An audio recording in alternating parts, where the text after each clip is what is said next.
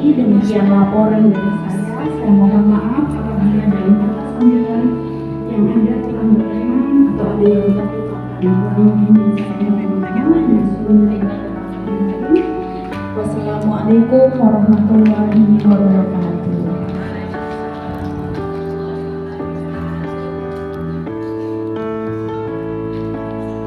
Terima kasih disampaikan. Iya, Wabi Muhammadin sallallahu alaihi wasallam. Alhamdulillah, puji syukur kehadirat Allah Subhanahu wa taala. Pagi ini kita bisa bersilaturahmi luar biasa. Bapak Dr. Salahuddin, terima kasih kehadirannya dan semua peserta peserta kuliah pranika, dan tak lupa juga semua ketua pimpinan cabang Malaysia Kota Malang yang saat ini bisa membersamai pertemuan. Banyak sekali sudah materi yang sudah disampaikan. Yang ingin kami sampaikan adalah ibu-ibu, teman-teman, mbak yang saat ini diberi kesempatan Allah untuk mengikuti kuliah pranika ini, dilipatkan rasa syukurnya. Itu bekal yang terpenting dari bekal yang lainnya. Karena fakta dan semuanya sudah melihat berbagai persoalan-persoalan rumah tangga, carut-marutnya rumah tangga sampai kehancuran rumah tangga, itu satu faktornya karena tidak memiliki ilmunya. Nah, di kuliah pranika ini semua sudah diberikan. Meskipun nanti masih ada yang kurang secara detail, bisa berkonsultasi secara non formal. Untuk apa semuanya? Jadi yang ada di sini ilmu tentang perkawinan ini dari bunda-bunda super yang hadir pada saat ini. Monggo saya persilakan masuk ke panggung. Ibu Dr. Anda Sri Herawati, ini bunda yang super sekali dengan putra-putra yang sudah berhasil sukses. Yang kemudian Ibu Mawar Firdausi, sudah tidak asing lagi bagi kita, beliau adalah seorang tokoh selebgram dan juga seorang bunda. Dan yang terakhir ini yang Ibu super kita, super mom kita, monggo Ibu Dr. Anda Bu Sri Rukmini Amar MAP, monggo dipersilakan.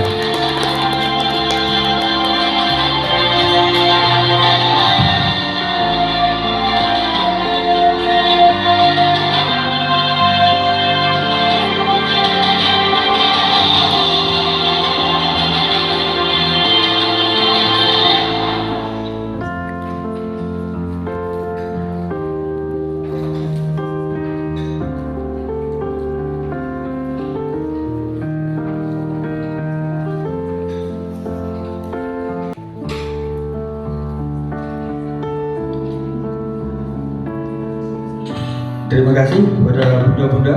Assalamualaikum. Alhamdulillah sehat-sehat semua bunda ya. Alhamdulillah. Bagaimana keluarga? Alhamdulillah juga. Jadi kita hari pagi ini akan mendengarkan dulu bagaimana bunda-bunda yang super ini memberikan pembuka untuk Bunda Sri Herawati. Apa sih yang dimaksud dengan untuk grand statementnya ini? Untuk mungkin grand statement tentang kehidupan pernikahan yang dimaksud dengan kehidupan pernikahan itu yang bagaimana? Monggo Bunda Herawati. Terima kasih. Assalamualaikum warahmatullahi wabarakatuh. Alhamdulillahirabbil alamin. Puji syukur kehadirat Allah Subhanahu wa taala atas segala limpahan nikmat dan karunia yang diberikan pada kita, termasuk pagi ini kita bisa hadir di tempat yang lumayan apa Bu? Daripada di PDA ya, kemarin kan di PDM ya Bu ya, sekarang ada nuansa baru. Kita bersyukur sekali karena difasilitasi oleh panitia untuk hadir di tempat ini. Mudah-mudahan ibu-ibu semua bisa betah sampai akhir acara ini nanti. Dan saya sapa dulu, ini yang hadir adalah ada tadi informasi Ketua Pimpinan Daerah Aisyah Nganjuk, ya, Bu Linovita. Ini adalah dari Aisyah, pimpinan daerah Aisyah Nganjuk, ketuanya Bu. Kemudian dari Pasuruan, pimpinan daerah Aisyah Pasuruan, Ibu mana yang dari Pasuruan? Dari Lumajang, dari Lumajang. Kalau tidak pesertanya dari bukan Lumajang, Lamongan ya, Lamongan. Kemudian ada dari Trenggalek, juga ada Nganjuk, Trenggalek, Lamongan, Pasuruan. Ya tadi Pasuruan sudah saya sebut, dan beberapa kota lagi, Mojokerto ada. Ya. Juga pimpinan cabang, kemudian dari pimpinan Taska Tabungan Amal Soleh Keluarga Aisyah yang juga menopang berbagai kegiatan dari Aisyah Kota Malang. Dan ada Bu Khairi. Bu Khairi itu namanya siapa sih Bu? Hah? Bu Hanifah Khairi. Ya. Kemudian ada dari, pokoknya dari pimpinan cabang semua hadir ini. Bu Wiwi ada, kemudian Bu Sulis, Bu Eni, Bu Saidah, Bu Erna hadir juga. Alhamdulillah semua pimpinan cabang hadir, dan seluruh panitia dari MPK juga majelis tabligh yang hadir pada pagi hari ini. Sebelum ada beberapa pernyataan, banyak juga kemarin definisi pernikahan adalah bla bla bla begitu ya. Tapi saya ini pengalaman. Saya itu dulu pernah menyesal, katanya Dokter Udin tadi, tiba-tiba rabi ku gak enak blas, enak dolen. Iya, katanya dulu kan seperti itu, enak dolen itu. Ternyata apa yang menjadi cita-cita seorang perempuan dan laki-laki itu apabila bertemu tambatan hatinya. Cinta itu kan mesti tumbuh pada awal-awal kita mengenal seseorang. Nah, maka perlu itu sebuah komitmen dari masing-masing. Jadi kalau zaman ibu saya dulu kan dijodohkan ya, banyak dijodohkan. Nah sekarang sampai ke sini itu sudah ada perkenalan, istilahnya ta'aruf dan sebagainya. Itu semua adalah proses yang dilalui oleh insan Islami seperti kita. Jadi mulai dari bagaimana mengenal, kemudian ada khitbah ya, melamar, sampai pada pernikahan. Nah, maka dari itu apa yang disampaikan oleh Bu Uzlifah tadi dan juga Ketua Panitia, bagaimana tren sekarang ini pernikahan sebagai sebuah perintah Allah dan sekaligus Rasulnya, karena Rasulullah juga memberikan contoh teladan bagi kita tentang pernikahan ini. Dan pernikahan ini adalah sebuah perjanjian atau perjanjian yang agung, perjanjian yang begitu dahsyat, yang langsung disaksikan tidak hanya para undangan tetapi juga disaksikan oleh Allah SWT dan malaikatnya. Salut sekali dengan peserta yang sudah mau ikut di kelas-kelas pranikah seperti ini, karena ini ilmu itu ibarat lampu. Jadi kalau kita mengayuh hidup rumah tangga itu tanpa ilmu, ya seperti mengayuh di kegelapan, nggak kelihatan cobaannya di mana, kemudian mengarahnya kemana gitu. Terus juga ada satu hal yang perlu jadi bekal utama bagi para calon pengantin ini, para calon suami dan istri ini, bahwa mereka perlu mempunyai peta, yaitu roadmap. Roadmap itu apa? Roadmap itu perjalanan seperti yang itu tuh harus tuliskan secara detail dan harus dibahas berdua bersama calon suami. Jadi misalnya semua orang kan pasti mau ya anaknya jadi anak yang soleh, pasti kepingin rumah tangganya bareng-bareng masuk surga bareng sama-sama. Tapi jalannya yang detail itu disampaikan di roadmap itu gitu. Jadi nanti tahun pertama kita jangan punya anak dulu misalnya, kita cari ilmu dulu tentang kesehatannya dulu gitu. Kemudian untuk cara kehamilannya, kemudian menyusuinya, kemudian nanti masuk dididik seperti apa, itu dibahas di tahun-tahun awal. Apalagi kalau menikahnya dengan ta'aruf gitu. Jadi masa-masa awal ini adalah masa-masa perkenalan. Jadi nggak cuma honeymoon aja ke Bali, ke Maldives, kemana, ke Singapura, nggak cuma gitu-gitu aja. Tapi di situ ada yang harus dikuatkan sebagai fondasi gitu di tahun-tahun awal gitu. Warahmatullahi wabarakatuh. Ini di sebelah saya supaya tenang. Mawaddah warahmah itu instrumen ya, jadi dasar untuk mencapai sakinah diawali dengan rasa cinta. Jadi ke arah ke fisik memang. Makanya nggak usah dikomen kalau ada manten satunya ganteng satunya enggak gitu ya, karena itu selera. Itu mawaddah, itu pemberian anugerah dari Allah. Yang kedua rahmat, kasih sayang ya. Mungkin kalau seusia saya dan Bu Hera ini sudah banyak kerahmannya ya, seakan ditinggal, seakan ya dijai gitu. Ya itu sudah lebih banyak ke sana. Kemudian yang kedua, bahwa fungsi dari pernikahan itu adalah kelangsungan keturunan untuk memenuhi kebutuhan saling tolong menolong. Sering orang menempatkan tujuan itu pada fungsi. Kenapa kok menikah? Supaya punya keturunan. Bukan itu tujuannya. Kenapa? Karena Allah tidak selamanya memberikan kepada pasangan keturunan. Di surat Asy-Syura itu ada yang dikasih laki-laki, ada yang perempuan, ada yang laki perempuan. Ya Bu Hera ini lengkap. Kalau saya perempuan, sak cucunya pun perempuan. Gennya gen perempuan. Tapi kan suaminya kan laki-laki gitu ya, jadi gak ada masalah. Mantunya laki ya. Jadi tujuan ini harus dipahami. Untuk mencapai tujuan harus paham tujuan hidup itu untuk apa gitu loh. Kalau di Muhammadiyah Aisyah itu Ki Ahmad Dahlan merumuskan tujuan hidup adalah mencari karunia dan ridho Allah.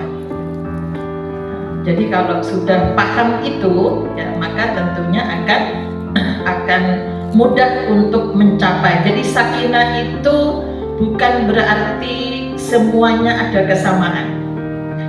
Ya, jadi sakinah itu bukan berarti suami istri sama. Kalau sama, nggak ada dinamika ya dokter ya, nggak ada dinamika.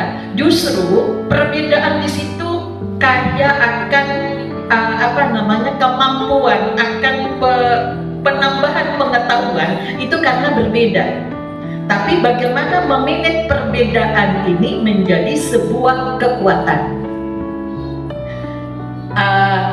Di keluarga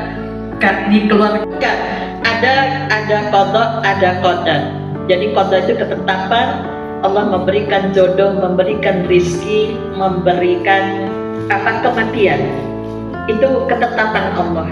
Tapi takdir dari ketetapan itulah maka manusia perlu ikhtiar dan doa.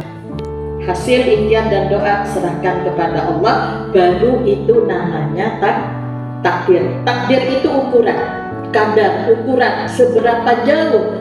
Jadi kalau kita ingin dapat pasangan yang saleh tapi bergaulnya di diskotik, bagaimana dapat yang saleh? Ya, saya sering kalau sama mahasiswa cari orang cantik dan ganteng di masjid, insya Allah aman. Ya, Tapi kalau carinya di kafe yang nggak jelas, apalagi ketemu di bis, kenalannya juga nggak jelas, asal usulnya kami pernah menikahkan nggak jelas, ternyata dia bohong itu ada murid kami ternyata bohong, yang dibawa itu diaku saudaranya, orang tuanya, ya ternyata bukan, ya setelah itu ditinggal gitu ya. Jadi ada mau mati dalam keadaan Islam yang solid. Lah bagaimana ditakdirkan? Tapi yang bisa dirubah dengan ikhtiar, dengan sedekah, dengan doa, itu adalah takdir matinya. Kalau ingin mati dalam keadaan Islam, ikhtiarlah, berdoalah kepada Allah bagaimana cara rambu-rambunya mati dalam keadaan Islam. Pasangan juga demikian. Surat Al-Baqarah 221, setelah Allah bercerita tentang kisah dua orang, dua laki, satu perempuan, di surat At-Tahrim ya. Laki-lakinya soleh, Nabi Lut, Nabi Nuh, tapi istrinya berkhianat. Allah dipisahkan dengan caranya Allah. Kemudian yang kedua, Asia, istri Firaun. Dia tidak menggugat cerai, cuma mengadukan kepada Allah. Tapi kalau anak zaman sekarang itu dia dulu nggak ada pengajian gitu. Bilangnya apa? Rabbi berilah indah kabaitan fil jannah. Ya Tuhan, buatkan aku rumah di surga. Kenapa? Di rumah tangganya nggak mungkin menciptakan suasana surga. Nah, kenapa? Suaminya musuh Allah. Suaminya adalah orang yang kafir, dia adukan kepada Allah. Wa najini min fir'auna wa amalihi, pelihara jadi adukan itu semua Allah. Biarkan Allah, caranya Allah yang memutuskan. Kenapa? Perempuan diharapkan oleh Rasul jangan gampang minta cerai, jangan gampang minta pulangkan saja. Ya biasanya kan perempuan di situ yang purihan, gampang putungan, hati-hati. Nanti kalau tidak dijemput, 3 kali nggak dijemput katanya Dr. Udin. Iya, kalau memang mau adukan, ada dulu, ada ini ya takdirnya. Tapi sebenarnya usahanya dulu waktu mencari. Tapi kadang-kadang cobaan di tengah jalan. Dulu soleh, sekarang nggak sholat. Kita, ya itu takdirnya. Kenapa kok begitu? Karena usahanya. Namun, ya. Dan ujiannya itu jodohnya itu maunya anak ini harus nikah. Oke. Jadi anak ini harus dinikahkan agar anaknya itu ada bapaknya. Terus saya tanya anaknya itu tidak mau nikah, tapi masih pengen sekolah. Nah saat itu nyusewu mungkin saya kasih solusi ke orang tua dan si jodohnya. Kalau memang anaknya masih mau sekolah, biarkan sekolah dulu. Tapi sama orang tua dan jodohnya, anaknya harus nikah. Dan saat itu anaknya baru lulus SMP, kelas 1 SMA, baru mau ngancik itu 16 tahun. Menikah itu harus pakai surat keterangan pengantin dan lain-lain. Dan ternyata setelah dinikahkan, anaknya sama orang tuanya itu percaya. Itu anaknya nangis. Makanya tuh aku tidak gelem dinikah, aku gak gelem rabi, menyalahkan orang tuanya. Oke. Terus terang Bunda, saya sendiri saat itu juga bingung. Kalau awal solusi saya sudah tidak usah nikah, sekolah dulu. Tapi solusinya orang tua dan pamongnya menikah. Sampai saat ini anaknya itu tidak mau dengan suaminya. Karena sudah 5 bulan ini.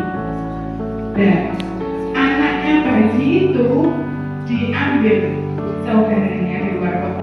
Karena posisi saat itu laki-laki yang menghamili itu juga mau menikah dengan orang lain. Itu. Terus sekarang itu sering dianggap sama saya. Mungkin karena dianggap saya enak, diajak komunikasi sering dianggap sama saya. Jadi gimana aku saya pengen sekolah? Kalau saya mengajukan kan sekolah. dari segi pernikahannya itu bagaimana? Apa solusi? Misalkan nanti ke orang tuanya, ke anaknya, itu. Wassalamualaikum warahmatullahi wabarakatuh.